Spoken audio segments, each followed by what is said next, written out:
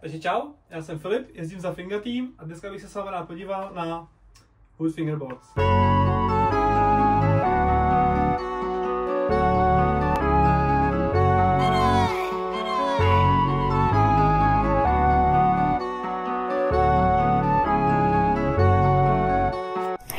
Tak jo, začneme tím, že krabičku samozřejmě rozbalíme. Krabice už nic není. Tak, balení obsahuje složenýho fingra, jsou už kolečka namontované do tracků. Tracky jsou vlastně našrobované do desky.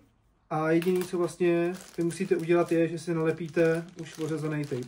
Máme k tomu samozřejmě ještě samolepky a šrobováček. Ten je potom dobrý na dotahování matiček nebo třeba po případě povolení tracků. Přitáhneme tak, jak nám to vyhovuje. Na mě jsou ještě relativně utažený, takže já si je trošku povolím.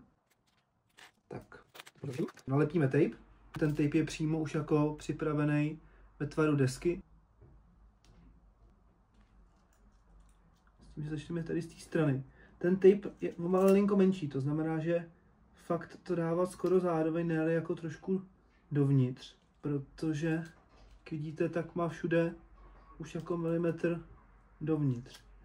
Takhle odlepím. Tak, vypadá to, že se mi to povedlo. Dobrý.